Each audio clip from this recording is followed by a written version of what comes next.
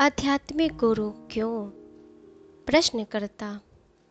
आप कहते हैं कि गुरु अनावश्यक है, लेकिन बिना विवेकपूर्ण सहायता के एवं निर्देशन के जो केवल गुरु ही प्रदान कर सकता है, सत्य की उपलब्धि कैसे संभव है?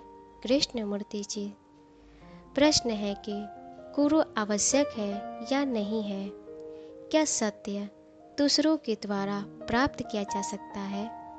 कुछ कहते हैं कि किया जा सकता है और कुछ कहते हैं कि नहीं किया जा सकता। हम इसकी सच्चाई को जानना चाहते हैं, यह नहीं कि किसी दूसरे की तुलना में मेरा मत क्या है। इस विषय में मेरा कोई मत नहीं है। या तो गुरु आवश्यक है या फिर नहीं है। अतः आपके लिए गुरु स्वीकार करना आवश्यक है या नहीं, यह कोई आपकी या मेरी राय का प्रश्न नहीं है।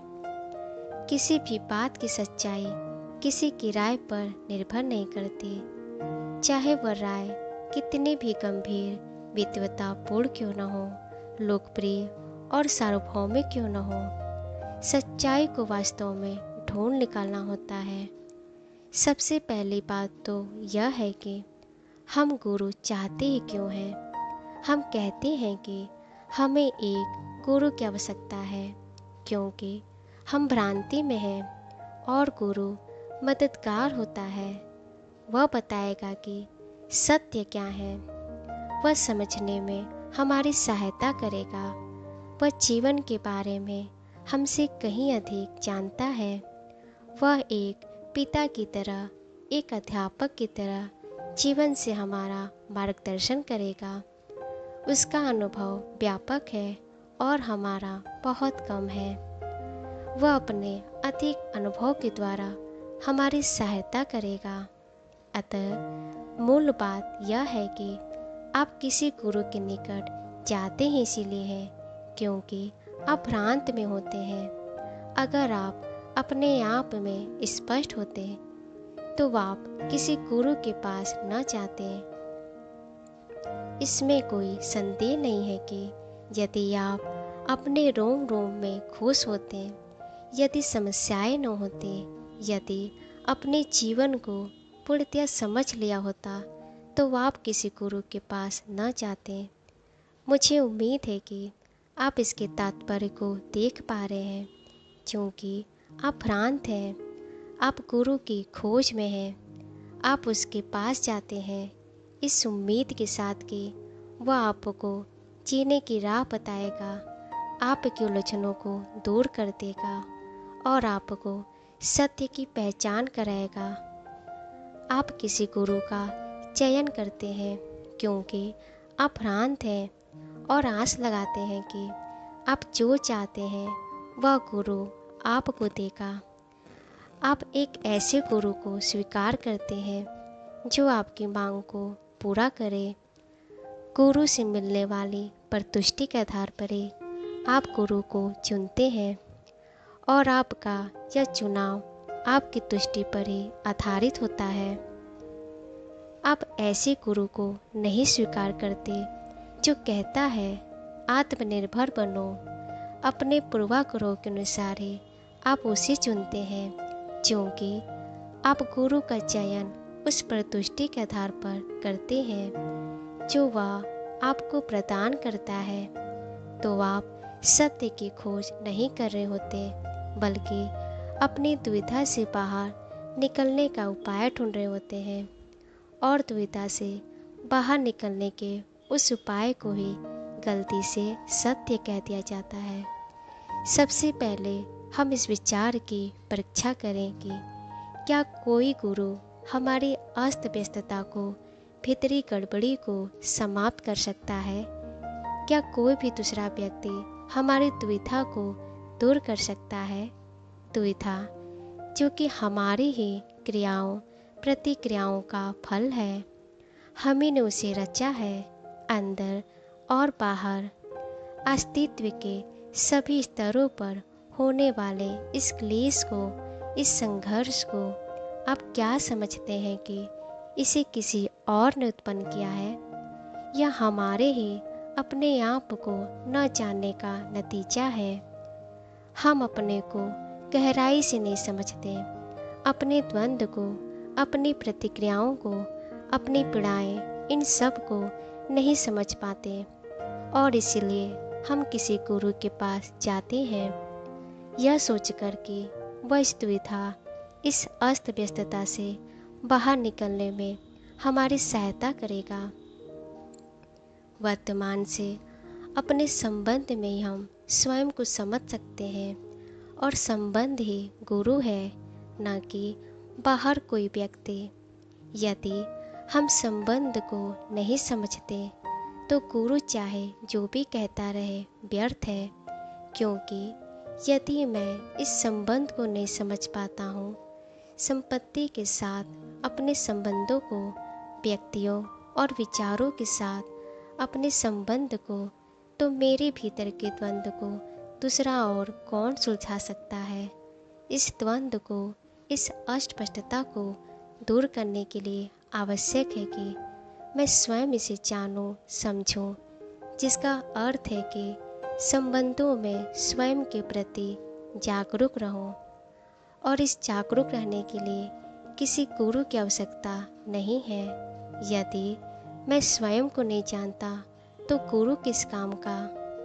जिस तरह एक राजनीति नेता का चुनाव उन लोगों के द्वारा किया जाता है जो भ्रांत है, और इसीलिए उनका चुनाव भी भ्रांतिपूर्ण होता है, उसी तरह मैं गुरु भी चुन लिया करता हूँ।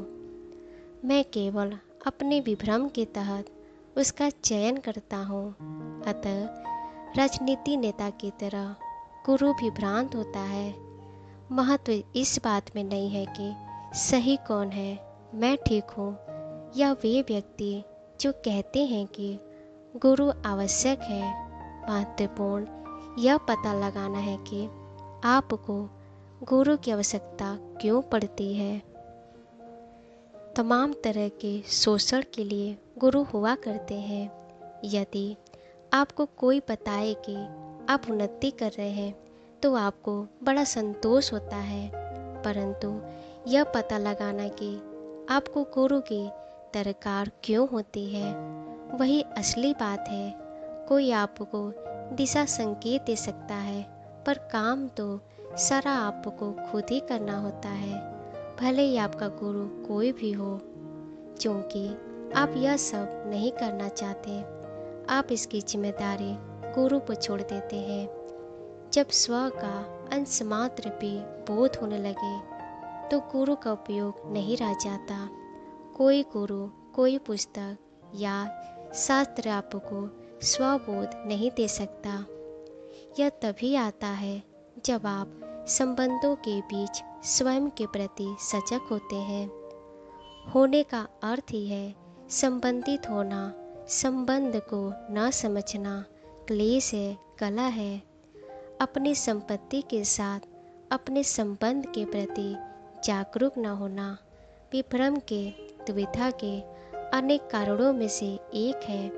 यदि आप संपत्ति के साथ अपने सही संबंध को नहीं जानते तो द्वंद्व अनिवार्य है, जो कि समाज के द्वंद्व को भी बढ़ाएगा।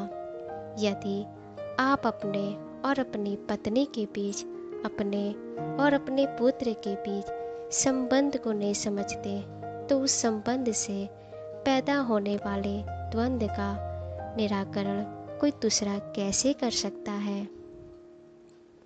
यही बात विचारों, विश्वासों आदि पर लागू होती है, क्योंकि व्यक्तियों के साथ, संपत्ति के साथ, विचारों के साथ अपने संबंध के बारे में स्पष्टता न होने के कारण आप गुरु खोजते हैं।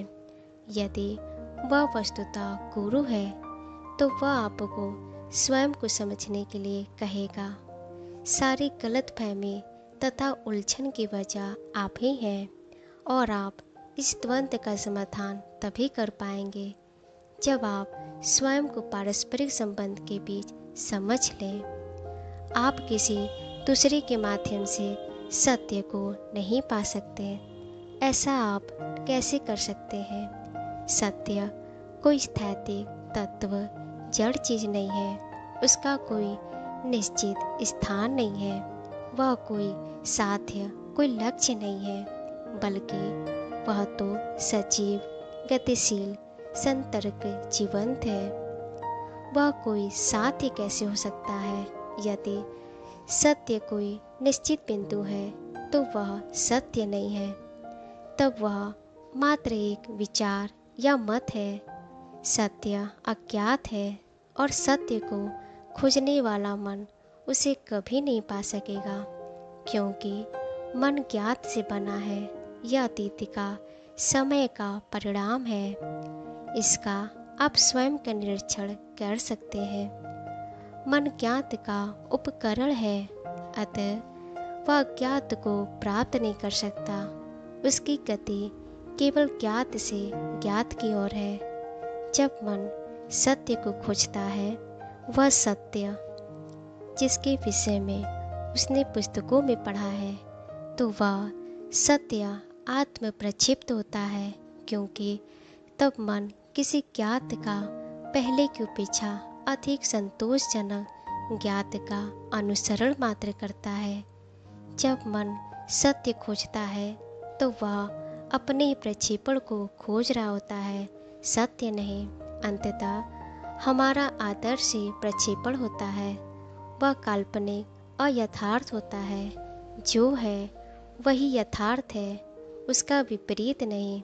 परंतु वह मन जो यथार्थ को खोज रहा है, ईश्वर को खोज रहा है, वह ज्ञात को खोज रहा है। जब आप ईश्वर के बारे में सोचते हैं, आपका ईश्वर आपके अपने विचार का ही प्रक्षेपण होता है, सामाजिक प्रभावों का परिणाम होता है। आप केवल ज्ञात के विषय में ही सोच सकते हैं, अज्ञात के विषय में नहीं। आप सत्य पर एकाग्रता नहीं साध सकते। जैसे ही आप अज्ञात के बारे में सोचते हैं, वह केवल आत्म प्रक्षिप्त ज्ञात ही होता है। ईश्वर या सत्य के बारे में सोचा नहीं जा सकता। यदि आप उसके बारे में सोच लेते हैं तो वह सत्य नहीं है। सत्य को खोजा नहीं जा सकता, वह आप तक आता है। आप केवल उसी के पीछे दौड़ सकते हैं जो ज्ञात है। जब मन ज्ञात के परिणामों से उत्पीड़ित नहीं होता, केवल तभी सत्य स्वयं को प्रकट कर सकता है। सत्य तो हर आंसू में है, उसे क्षण क्षण में जाना जाता है। सत्य तक आपको कोई नहीं ले जा सकता, और यदि कोई आपको ले भी जाए तो वह यात्रा केवल ज्ञात की ओर ही होगी। सत्य का आगमन केवल उसी मन में होती है जो ज्ञात से रिक्त है। वह उस अवस्था में आता है जब ज्ञात अनुपस्थिति है, कार्यरत नहीं है। मन ज्ञात का भंडार है, वह ज्ञात का अवशेष है। उस अवस्था में होने के लिए जिसमें अज्ञात अस्तित्व में आता है, मन को अपने प्रति, अपने चेतन तथा अचेतन अतीत के अनुभवों के प्रति, अपने प्रत्युत्तरों, अपनी प्रक्रियाएं एवं संरचना के प्रति जागरूक होना होगा। स्वयं को पूरी तरह से जान लेने पर ज्ञात का अंत हो जाता है। मन ज्ञात से पूर्णतया रिक्त हो जाता है।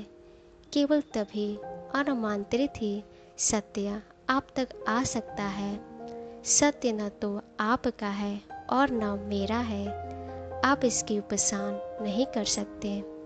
जिस क्षण यह ज्ञात होता है अयथार्थ ही होता है। प्रतीक यथार्थ नहीं है, छवि या प्रतिमा यथार्थ नहीं है, किंतु जब स्व की समझ होती है, स्व का अंत होता है, तब शाश्वत का आविर्भाव होता है।